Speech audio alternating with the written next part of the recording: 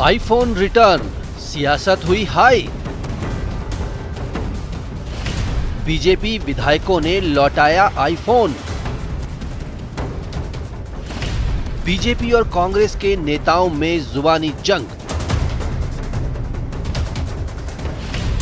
सतीश पूनिया ने कहा, जनता पर पड़ेगा भार, इसलिए वापस किए। नहीं देने चाहिए और इसीलिए एक नैतिक आधार पर एक सकारात्मक संदेश देने के लिए हमने निर्णय लिया। सबकी राय ये बनी थी कि वापस दे। कांग्रेस का कटाक्ष, तो फिर क्या लैपटॉप और आईपैड भी लौटाएंगे? जब बजट चल रहा था तो बीजेपी के लोगों को चक्कर आ रहे थे, बाहर आए और बाहर आकर बीजेपी के लोग आईफोन और बैग लेकर चले गए। यहाँ से बैग उठा के लेके गए थे, तब ना लेके जाते, तब बाहर नहीं समझ में आ रहा था, तब इनको नहीं ले जाना चाहिए था। पीछे टैब दिए गए थे, तब भी नहीं देना, तब भार नहीं पड़ा था क्या? आईफोन रिटर्न, जनता को भार से बचाने का कदम या सियासी फैसला? गिफ्ट रिटर्न से बीजेपी को मिलेगी जनता की सहानुभूति, उपहार पर तकरार। नमस्कार, बहुत स्वागत है आपका। प्राइम डिबेट देख रहे हैं आप, आपके साथ में जेपी शर्मा। बजट की वाहवाही के बीच भाजपा विधायकों द्वारा उपहार में मिले मोबाइल लौटा दिए जाने ने नई तकरार छेड़ दी है। भाजपा ये कहकर हमलावर होने की कोशिश में है कि पिछली बजट घोषणाओं को पूरा करने के लिए ही फंड नहीं जुटाया जा सका है, घोषणाएं अधूरी पड़ी हैं। नई जंबो घोषणाओं के लिए धन कहां से आएगा? सत्तापक्ष कहता है कि भाजपा इस बात को तो मान ही रही है कि बजट ऐतिहासिक है। बजट घोषणाओं पर सवाल नहीं उठा पा रहे हैं तो फंड की बात पकड़कर लोगों को भरमाने की कोशिश कर रहे हैं। अर्थशास्त्री कहते हैं कि ज़्यादातर सरकारें घाटे के बजट ही पेश करती आई हैं और प्रोग्रेसिव स्टेट्स को हमेशा योजनाओं का आकार बड़ा रखना ही पड़ता है। लेकिन क्या लोकप्रियता के फेर में घोषणाएं कुछ अव्यावहारिक भी हो गई हैं? ये भी एक सवाल है। तो आज प्राइम डिबेट में इस पर चर्चा होगी, इन सवालों के जरिए कि रिटर्न गिफ्ट रिटर्न करने का क्या मतलब, बड़े ऐलानों के लिए बड़ा फंड जुटाना कितनी बड़ी चुनौती है, और चुनावी साल से ऐन पहले बड़े ऐलान सरकार के लिए कितने बड़े जोखिम भी बन सकते हैं।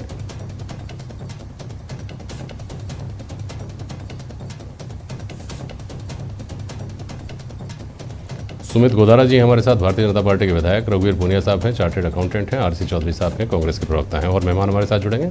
स्वागत है फिलहाल आप सभी का। सुमित जी, कल मोबाइल हासिल करने के लिए, उपहार लेने के लिए तालियां बज रही थीं, आज वापस लौटाने के लिए तालियां बजें, ऐसी अपेक्षाएं आप लोगों ने की, संभव लगता है क्या ये?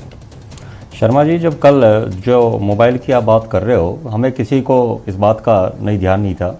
और जिस तरह जब भी बजट पेश होता है, एक परंपरा हमेशा चली आती है कि ब्रीफकेस देते हैं उसमें बजट होता है। ये हमेशा से पुरानी परंपरा चली आ रही है। और मैं जैसे चौथा बजट पेश हुआ तो हर बार 3 बजट ऐसे थे, उसमें ऐसा ही हुआ था। पर इस बार जब वो ब्रीफकेस की जगह वो बैग था और बैग में आईपैड दिया गया, तो ये आईफोन दिया गया। तो ये बात थी, हम सब के लिए भी था कि ना हमें इस बात की सूचना थी, ना हमें बात कि भाई इस तरह का कोई चीज़ है।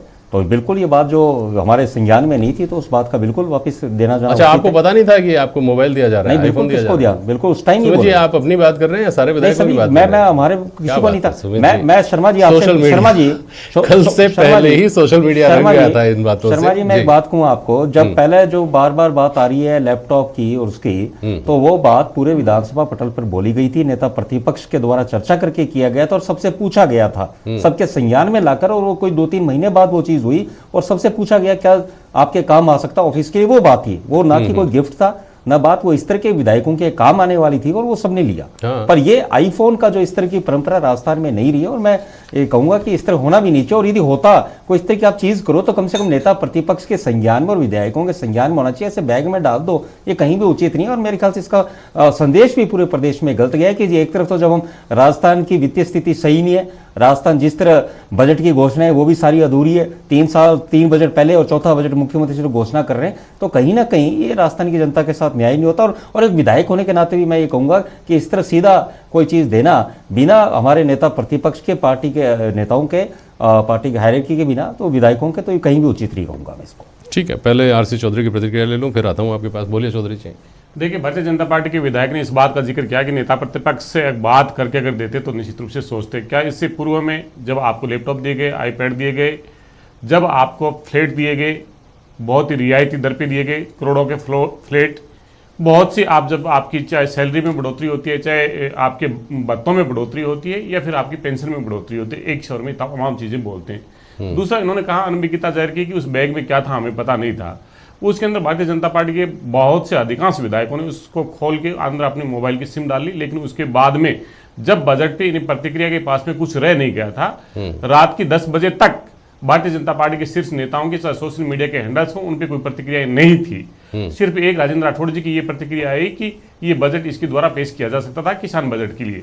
इसलिए भारतीय जनता पार्टी, मुझे लगता है, इस आड़ पे ये जो मोबाइल जो वापस दे रही है, उन्हें लगता है कि 1,33,00,000 राजस्थान की महिलाओं के हाथ में जो स्मार्टफोन राजस्थान की सरकार देने जा रही है, वो इस फैसले से विचलित है कि लोगों के पास में तमाम तथ्य पहुंचेंगे। जो डिजिटल इंडिया की बात कर रहे थे, अगर उसको मूर्त रूप देने का काम राजस्थान की सरकार और संवेदनशील मुख्यमंत्री माननीय अशोक जी गहलोत ने जो निर्णय लिया कि हमारी तमाम योजनाओं की प्रगति उनके हाथ में हो, हमारे जो विधायक हैं उनके हाथ में हो, उन्हें लगता है कि 1,33,00,000 महिलाएं सीधी इंपावर होगी, प्रतीकात्मक तौर पे इसको वापस करना चाह रहे हैं। मैं मानता हूं भारतीय जनता पार्टी दुनिया की सबसे धनी पार्टी है। अगर ये वापस करना चाहते हैं, वापस करना चाहते थे, तो जिसको खोल लिया वो तो कोई काम नहीं आएगा, ना वो वापस जा सकता, ना उसका पैसा मिल पाएगा। भारतीय जनता पार्टी खरीद के तमाम मोबाइल दे दे वापस और जमा करा दे, क्या दिक्कत है? माननीय प्रधानमंत्री ने भी अच्छा नया लेंगे आप वापस, ये जो काम ले लिया एक दिन वो वापस नहीं लेंगे ऐसे? जो मोबाइल ये कहते हैं कि राज का पैसा, हाँ, क्या खुली हुई चीज, खुला हुआ मोबाइल वापस काम आ जाएगा? क्या उसका धन का उपार्जन हो जाएगा? अगर मनसा है तो दुनिया की सबसे बड़ी धनी पार्टी है, दे दे, क्या दिक्कत है? देना चाहिए। हम तो कहते हैं कंट्रीब्यूट कीजिए ना, सरकार में फंडिंग कीजिए ना, मुख्यमंत्री राहत कोष है उसमें दीजिए ना पैसा, जो लोगों के गरीबों के काम आ सके। बिल्कुल सही है। वो दिया भी था, आपको आशीष साहब ज्ञान नहीं होगा, मुख्यमंत्री सहायता कोष में कोविड काल में सब विधायकों ने दिया था। प्रधानमंत्री सहायता कोष या दिया था नहीं तो ऐसे बिना विधायक के इजाजत के कैसे मुख्यमंत्री ले सकते हैं? आप गलत कह रहे हो। आपको इसका बिना विधायक के सब चाहते हैं राजस्थान के विकास में, ये साधुवाद सबका है। और मैं आपकी एक बात कर दूंगा आशीष साहब, जो आपने कहा फ्लैट की बात, आप सुनिए। अगर बोले तो दीजिए, आपके पास में समय देंगे, जेपी शर्मा जी सबको समय देंगे, बोलना ना। मैं कह रहा हूँ दुनिया की सबसे बड़ी धनी पार्टी दीजिए ना, भारतीय जनता पार्टी क्यों नहीं दे? दीजिए ना, सास कीजिए, घोषणा कीजिए इस चैनल पे कि हम 21 करोड़ रुपए देंगे ताकि राजस्थान की योजनाएं साकार हो। माननीय मुख्यमंत्री ने इतना बड़ा निर्णय लिया, 1,33,00,000 मोबाइल दे रहे हैं, 33 लाख का पैसा भारतीय जनता पार्टी देगी, कीजिए ना घोषणा, कौन मना कर रहा है? साधुवाद करेंगे, इसी चैनल पे करेंगे, निश्चित तौर पर इनको करना चाहिए चौधरी साहब। लेकिन बाकी का जो है वो फिर कांग्रेस पार्टी देगी क्या? मैं कह रहा हूँ राजस्थान की सरकार इनसे जो पैसा बच जाएगा, अगर पार्टियां फंडिंग कर रही हैं तो बाकी का पैसा कांग्रेस देने को तैयार है क्या? ये किसी ये अधिकृत होकर आए हैं ना इस बात के लिए कि आप घोषणा कर देंगे कि 33 लाख का ये दे दें तो 1 करोड़ का आप दे देंगे। आप तो सरकार में भाई। जेपी शर्मा जी, आप जानते हैं कि दुनिया की सबसे धनी पार्टी, आप ही के चैनल्स पे एडीआर की रिपोर्ट होती है, कितना पैसा साहब कितनी मजेदार बातचीत हो रही है। देखिए कितना कहीं नहीं लगता कि ये हमारे माननीयों के बीच में हाउस में हुई बातचीत है कि मोबाइल आपको चाहिए, हाँ बिल्कुल चाहिए, ले गए, उसके बाद नहीं हमको नहीं चाहिए, हम वापस लौटा दें, हमको पता ही नहीं था कि इसमें मोबाइल है। उसके बाद सत्ता पक्ष ये कहता है कि देने हैं वापस तो नए खरीद के दो, ये तो तुम्हारे काम आ गए, एक दिन पुराने हो गए, हमने नए दिए थे, नए वापस लेंगे। ये क्लासरूम जैसा माहौल लगता है या हाउस जैसा माहौल लगता है पूनिया साहब? जेपी सर, मैं इतना तो आरसी जी की बात से सहमत हूँ कि जो एक बार सिम जिसमें डल गया, अब वो वापस देने लायक तो नहीं बचा। जिस तरह से आप दुकान से सामान ले आते हैं और वो रिटर्न करने की स्थिति में तभी होता है जब तक आप उसको पहन के नहीं देखते हैं, और अगर काम में ले लिया तो आपको रिटर्न करने का राइट नहीं है, उसकी जगह रिप्लेसमेंट ही देना पड़ेगा। आप भी सैद्धांतिक बात कर रहे हैं सर, व्यावहारिक बात पर आते हैं। दरअसल संकेत है, राजनीति है और राजनीति संकेतों से चलती है। संकेत ये है जो कांग्रेस पार्टी को, भारतीय जनता पार्टी की तरफ से दिया जा रहा है, सत्ता पक्ष को दिया जा रहा है कि आपके पास पहले से पैसे नहीं है, एक एक पाई के लिए आप कहते हैं कि हमारे लिए मुश्किल होती है। उस स्थिति में आप 2 करोड़ रुपया केवल सौगातों के लिए दे रहे हैं विधायकों के पास, जो कि सक्षम है अपने आप में, अगर वो विधानसभा तक पहुंचे हैं तो सक्षम, उनसे उम्मीद की जाती है। ऐसी स्थिति में आपने इतने बड़े बड़े जब ऐलान किए हैं, उनके लिए पैसा कहाँ से जुटाएंगे चौधरी साहब? ये सवाल तो आम आदमी के मन में भी है। आरसी चौधरी। जेपी शर्मा जी, निश्चित रूप से आप ये कह रहे हैं, आप ये शंका जो जाहिर कर रहे हैं कि ये योजनाएं मूर्त रूप कैसे लेगी, और ये करें कि ये राजस्थान को घाटे की तरफ ले जा रहे हैं। 2014 में जब राजस्थान में कांग्रेस की सरकार छोड़ के गई थी, भारतीय जनता पार्टी आई थी, तब राज्य पे 1 लाख करोड़ का कर्ज था लगभग। जब 2019 में गई 3 लाख कुछ का कर्ज था। जब केंद्र के अंदर 2014 में सरकार बनी 47 लाख करोड़ रुपया कर्ज था, आज 87 लाख करोड़ रुपया कर्ज है। देश की जनता को बताइए, आंकड़े रखिए किसकी सरकार के समय में कितना कर्जा बढ़ा। इसलिए घड़ियाली आंसू बहाने के बजाय जब देश की इकोनॉमी, जब देश की अर्थव्यवस्था इस दौर में चलने लगी है, जब इंफ्रास्ट्रक्चर में पैसा लगने लगा है, यूएसए जैसी बड़ी अर्थव्यवस्था ने अपने लोगों के हाथ में नगद पैसा दिया, डॉलर ट्रांसफर की, ताकि अर्थव्यवस्था बची रहे। आज हम जितने जो डेवलपमेंट के काम कर रहे हैं, हर सेगमेंट में, हर सेक्टर में जो काम कर रहे हैं, उसी से मोमेंट बनेगा, उसी से अर्थव्यवस्था रिकवर होगी। और हमारे मुख्यमंत्री की संवेदनशीलता के साथ में दूरदर्शिता है। अगर रिफाइनरी नहीं लेके आते, मुख्यमंत्री लेके आए, आज रिफाइनरी से उपार्जन हो रहा है। आज हम टूरिज्म को उद्योग पे लेके जा रहे हैं, हम इंडस्ट्रीज को, हम मिशन इंपोर्ट राजस्थान को बनाना चाहते हैं। तो तमाम चीजों में दूरदर्शिता है, तो निश्चित रूप से उसके स्वप्न लेके चलेंगे। आपकी नकारात्मक सोच रहेगी तो मुझे लगता है कि राजस्थान उसी प्रकार से पिछड़े हुए राज्य के तौर पर देश के अंदर सामने आएगा। ठीक है सुमित जी, अगर ये बात जस्टिफाई होती है केंद्र में, जो आरसी चौधरी कह रहे हैं 47 लाख करोड़ रुपए का घाटा था, आज जो 87 लाख करोड़ रुपए का घाटा हो गया है, तो वहाँ तर्क ये दिया जाता है कि नई योजनाएं, और अगर विकास करना है, इंफ्रास्ट्रक्चर पे खर्च करना है, बाकी चीज़ों पे खर्च करना है, तो पैसा तो हमको खर्च करना ही पड़ेगा, बजटीय घाटा तो बढ़ेगा ही बढ़ेगा। तो वो तर्क यहाँ क्यों नहीं काम करता फिर? शर्मा जी, पहले तो मैं जो आरसी साहब ने बात की, वो फ्लैट को लेकर जो बात की उसका जवाब जरूर देना चाहूँगा। हाँ, फ्लैट थे वो सीपी जोशी साहब का और अशोक गहलोत जी का एक विजन रहा है कि यहाँ पर विधायकों के नए क्वार्टर बनाए जाएं, तो उनको खाली कराने के लिए इन्होंने करा, और उसमें कहीं कोई छूट नहीं दी गई। 45 लाख मार्केट रेट थी और 35 लाख में हमें दी गई। हाँ। और उसमें हाउसिंग बोर्ड ने पूरे राजस्थान में 50% तक फ्लैट नीचे दामों पर बेचे हैं, ये पूरे राजस्थान में। और ये जो फ्लैट थे ये इनके खाली पड़े थे काफी लंबे समय से, और ये कोई छूट नहीं दी गई, क्योंकि इनको खाली कराने थे सीएम साहब को और स्पीकर साहब को, तब उन्होंने वो दिया। कोई प्रलोभन नहीं था, और ना बीजेपी विधायक कोई प्रलोभन में आने वाले। ये तो बात वैसे बहुत अच्छी बात लगती है, बच्चों का खेल थोड़ी है कि आपको वो दिया था वो भी लौटा दो, ये लौटा रहे हो तो आपको फ्लैट भी लौटा दो, आईपैड भी लौटा दो। ये बात, उस बात का कोई औचित्य नहीं, कि वो उनकी जरूरत थी, कोई हमें नहीं दिया गया था, उसका जरूरत थी, इनको आवास बनाने थे, तो विधायक जाएगा, विधायक जाएंगे तो बहुत जिम्मेदार आदमी के स्तर से तो ये बात आई भी नहीं है। जी बोलिए। अब दूसरी बात ये आपने जो कही बजट को लेकर, शर्मा साहब पिछले 3 बजट मुख्यमंत्री जी ने किए और चौथा बजट ये है। पहले बजट में भी ये विकास पथ को लेकर बोले थे, प्रत्येक ग्राम पंचायत मुख्यालय पर। कहां बने वो विकास पथ? नंदी गौशाला को लेकर बोले, कहां बनी वो नंदी गौशालाएं?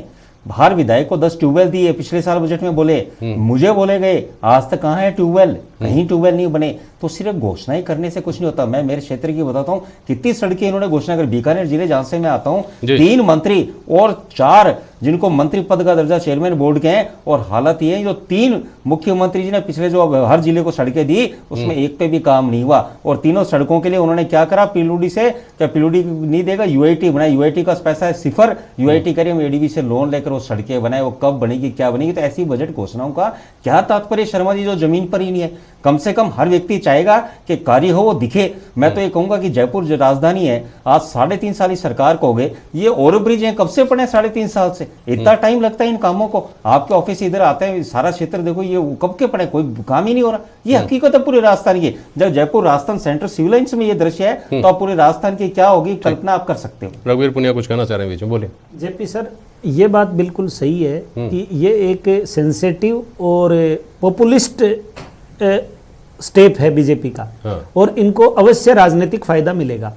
लेकिन मेरा एक ब्रॉडर वे में यह है कि जो हमारे विधायक हैं वो हमारे लिए दिन रात काम करते हैं, और उनको ये फैसिलिटी मिल रही है, ये उनका एक तरह का अधिकार है। बिल्कुल। लेकिन बदले में वो हमें दे क्या रहे हैं, हमें उस चीज के ऊपर फोकस करना चाहिए, प्रोडक्टिविटी के ऊपर। प्रोडक्टिविटी आज क्या है? आपके सामने एक फ्लाईओवर बन रहा है या रोड ओवरब्रिज बन रहा है, यह ओवरब्रिज कायदे से बिड़ला मंदिर तक बनना चाहिए। कोई विधायक ये कहेगा कि जब आप इतना बना रहे हो तो इसको बिड़ला मंदिर तक, जिससे टोंक रोड और जेलन मार्ग इससे क्रॉस हो जाए। आज खासाकोटी के बाहर जो फ्लाईओवर बना हुआ है, वो गलत फ्लाईओवर बना हुआ है, जिसकी यूटिलिटी 0 है। वो स्टेट फंड को जो नुकसान हुआ, उसका जिम्मेवार कौन है? आज जब हम ट्रांसपोर्ट नगर में दिल्ली साइड से आते हैं तो 90 डिग्री एंगल के ऊपर उसमें टर्न है, जो किसी भी रोड इंजीनियरिंग के एंगल से के खिलाफ है। हमारे विधायक जो हमें प्रोडक्टिविटी में बदले में क्या देते हैं, मैक्सिमम, मैं किसी इंडिविजुअल के लिए नहीं बोल रहा हूं, मास्टर का ट्रांसफर कर दो, पटवारी का ट्रांसफर कर दो, एक कांस्टेबल का ट्रांसफर कर दो, एक नर्स का ट्रांसफर कर दो, एक डॉक्टर का ट्रांसफर कर दो। मोर देन 50% प्रोडक्टिविटी हमारे विधायकों की डिजायर लिखने में जाती है। कोई विधायक ये मांग नहीं करता कि ट्रांसफर की एक पॉलिसी होनी चाहिए जिसके तहत ट्रांसफर होनी चाहिए, और अगर उस पॉलिसी में कोई खामी है या उस पॉलिसी का कहीं उल्लंघन होता है तो वो विरोध करेंगे। आज मेट्रो का काम था, गहलोत सरकार की पिछली योजना में मेट्रो का काम कितना आगे बढ़ा। कोई भी सरकार, जयपुर शहर में कौन सी पार्टी के विधायक सबसे ज्यादा जीतते हैं, कौन और इतना आंदोलन भी कर रहा है उसके पुण्य लिए साहब, मुझे मेट्रो का लगता है काम कि आगे बढ़ना प्रोडक्टिविटी की चाहिए। तो आपने बहुत बेहतर बात कही है। अरे भाई प्रोडक्टिविटी ठीक है, आप तो ये फोन जो दिए जा रहे हैं ना, इस पे जब कॉल आए तो कॉल उठा लिया करिए, ये भी बहुत बड़ा एहसान होगा। आम आदमी जब आपको फ़ोन करे रात के 12 बजे भी आप फ़ोन उठा लें, बहुत बड़ी बात मान लेंगे। आरसी चौधरी साहब, बहुत संक्षेप में जवाब दीजिएगा, समय बहुत कम बचा है। जब केंद्र सरकार की लंबित जो घोषणाएं थी उनके बारे में कहा जाता है कि कोविड की वजह से काम नहीं हो पाया, तो आप सवाल उठाते हैं। राज्य में आपके नेता आज यही कहते सुनाई दिए कि कोविड की वजह से बहुत सारी हमारी योजनाएं पूरी नहीं हो सकी। दोहरा मानदंड क्यों? जेपी शर्मा जी, मैं कहना चाहूँगा कि जिस बजट घोषणा का ये जिक्र करें और जिस मैनिफेस्टो का भी घोषणा मैं साथ में जोड़ना चाहूँगा। मैनिफेस्टो हमारा सरकार का सरकारी दस्तावेज है। माननीय मुख्यमंत्री ने 17 दिसंबर को जब शपथ ली और 29 दिसंबर को उसे सरकारी दस्तावेज बनाया। हमने जो पूर्व बजट की घोषणा है 86% पूरी हुई। केंद्र के बजट की 57% भी घोषणाएं पूरी नहीं हो पाई। ये जो घोषणाओं का जिक्र करें, निश्चित रूप से जागरूक एक विधायक को जवाबदेही के साथ में, जिम्मेदारी के साथ में मुद्दे उठाने चाहिए। हम चाहते हैं कि लोकतंत्र हमें सजग रखे और लोकतंत्र में यही विपक्ष का काम है। लेकिन सिर्फ नकारात्मकता के लिए निंदा करें और आपके पास में कोई तथ्य नहीं हो तब आप इस अनगढ़ बयान लगाएं और प्रदेश की जनता को गुमराह करने का प्रयास करें, ये अच्छी बात नहीं है। मैंने केंद्र का भी आंकड़ा रखा, राज्य का भी रखा, पूर्ववर्ती भारतीय जनता पार्टी का भी रखा और इन योजनाओं की सफलता और क्रियान्वित की भी बात कर रहा हूं। और 31 मार्च तक जब आप तमाम सब चीजें हैं जो बजट में प्रावधान किया वो खर्च करने का समय है। इसलिए मैं उम्मीद करता हूं कि इन्हें धन्यवाद करना चाहिए और मुख्यमंत्री का नकारात्मक राजनीति से कौन बचा हुआ है? चौधरी साहब, इस देश ने नकारात्मक राजनीति के नमूने आपके भी देखे हैं, इनके भी देखे हैं, बहुत पहले नहीं आज भी देख रहे हैं। वैक्सीन से लेकर और पीछे इतिहास में जाते जाइए, नमूने आपको मिलते जाएंगे। पूनिया जी, किसी भी प्रोग्रेसिव स्टेट, जितना मुझे जानकारी है कि आपको हमेशा जो संतुलित और असंतुलित बजट आपके यहाँ कहा जाता है अर्थशास्त्र में, उसमें आपको हमेशा चयन करना पड़ता है असंतुलित बजट का ही, क्योंकि संतुलित बजट तो कहा जाता है कि एक सैद्धांतिक चीज़ है, किताबों में मिलती है सिर्फ। आपको हमेशा प्लानिंग्स करनी पड़ती हैं, प्लानिंग्स के लिए आपको पैसा खर्च करना पड़ता है। एक्स्ट्रा पैसा आप चाहे कर्ज लें, चाहे अपना डिपॉजिट लेकर लें या अपने पास आप आय के स्रोत बढ़ाएं। तो ऐसी स्थिति में ये सवाल उठाना तो समझ से परे है। लेकिन आपने बजट को बारीकी से पढ़ा होगा, क्या राजस्थान में जो कुल मिलाकर जो प्रोडक्शन है राजस्थान का, जो अल्टीमेटली पैसे में तब्दील होता है, उसके और इन योजनाओं में ज़रूरत पड़ने वाले पैसे के बीच में, उस फिगर के बीच में बहुत अव्यवहारिक फ़र्क है क्या? जेपी सर, फर्क तो अव्यवहारिक है, क्योंकि एक तो राजस्थान सरकार के रिसोर्सेज कम हो गए, जीएसटी आने के बाद में उसको केंद्र की तरफ देखना पड़ता है जी। और जो 5 साल तक का कमिटमेंट था केंद्र सरकार का कि अगर आपके रेवेन्यू घटेगी तो वो हम 5 साल तक उसकी भरपाई करेंगे, तो वो 5 साल का कमिटमेंट भी अब पूरा हो गया। 2017 में जीएसटी लगा था, 2022 में पूरा हो गया। अब फ्यूचर में उसके रिसोर्सेज कैसे आएंगे, कैसे नहीं आएंगे, एक एक्सेस घाटे का बजट होता है। घाटे का बजट तो हमेशा लाभकारी होता है, लेकिन वो घाटा है वो एक मिनिमम घाटा होना चाहिए, 5%, 10%, उससे ज्यादा घाटे का बजट है तो फिर वो डैमेजिंग हो जाता है, कर्ज के मक्कड़ जाल में फंसा देगा वो पूरे स्टेट को, और जो आने वाली पीढ़ियों को उसकी कीमत चुकानी पड़ती है। और अभी स्थिति ये है कि इस बजट की घोषणाएं तो सरकार को करो या मरो की स्थिति है, क्योंकि अगले साल चुनाव होने हैं। अगले साल जब बजट आएगा उस वक्त ये सवाल उठेंगे ही उठेंगे कि आपने पिछले साल जो घोषणाएं की थी वही पूरी नहीं हुई, तो अगला तो चुनावी साल है ना। तो ऐसी स्थिति में सरकार के पास क्या विकल्प बचते हैं? आप कह रहे हैं कि जो गैप है वो बड़ा है। सरकार, मेरे को लग रहा है जेपी सर, ये जितनी घोषणाएं की है ना, इनमें से टू द एक्सटेंट जो कर्मचारियों की जो वोट दिलाने में जो ज्यादा इंपॉर्टेंट होंगी उन्हीं के ऊपर फोकस करेगी, बाकी कहीं शिलान्यास करके छोड़ देगी। और अब इतना ही टाइम बचा है, क्योंकि 1.25 साल बचे, जब 1 साल बचता है उसके बाद में अधिकारी सरकार की माननी बंद कर देते हैं और राम राज्य हो जाता है उसके बाद में। चौधरी साहब, इस पे कुछ कहना चाहेंगे? बहुत संक्षेप में बोलिएगा। इतना ही कहना चाहूंगा जेपी जी, ये जो घोषणाएं हैं वो सिर्फ घोषणाएं नहीं है। जैसे भारतीय जनता पार्टी चुनावी समय के दौर पे करती है, ये सरकार का चौथा बजट है, एक बजट और पेश करेंगे और जो बजट की जो घोषणाएं की उसमें साथ में बजट का प्रावधान किया है, ठीक है, इसलिए इनकी क्रियान्वित। ठीक है, सुमित जी को भी सुन लीजिए। बोलिए सुमित जी, समय हो गया। मैं बस यही घोषणावीर मुख्यमंत्री हैं, घोषणा करते रहते हैं, कोई इनको सीरियसली ना इनके कांग्रेस में लेते हैं। आज अमीन खान जी इन्हीं के विधायक हैं, उन्होंने विधानसभा पटल पे ये बात बोली कि कोई कार्य किया नहीं, इन्होंने सिर्फ घोषणा करी है मुख्यमंत्री ने। और उन्होंने तो बड़ा आरोप भी लगाया कि अल्पसंख्यकों को सिर्फ वोट के रूप में इस्तेमाल करते हैं और कोई काम नहीं दिया और ना इन्हें अच्छे मंत्रालय दिए। ये हकीकत उन्होंने बयान की और वो बड़ी कड़वी हकीकत की किस तरह वोटों के लिए कांग्रेस जाती है, वोट ले लेती है और कार्य उनके नहीं कराती। और बुजुर्ग हैं, 5 बार विधायक रहे, उन्होंने सदन में सबके सामने कांग्रेस की। चलिए, उन्होंने सवाल उठाया, सुनिए 1 मिनट चौधरी साहब, 1 मिनट सुन लीजिए। उन्होंने सवाल उठाया, सही बात है, इस पर बहुत लंबी चौड़ी बहस की जा सकती है, आज समय नहीं है। उन्होंने सवाल उठाया कि मुसलमानों के लिए इस बजट में क्या। मेरा सवाल उनसे भी है और जो इस बात को उठा रहे हैं उन सभी से है कि इस बजट में सिर्फ हिंदुओं के लिए या सिर्फ जैनों के लिए या सिर्फ सिखों के लिए क्या था। अगर इस सवाल का जवाब मिले तो ये सवाल पूछना चाहिए कि अल्पसंख्यकों के लिए क्या। बहुत शुक्रिया आप सभी का आज प्राइम डिबेट में शामिल होने के लिए। आज के लिए बस इतना ही। नमस्कार।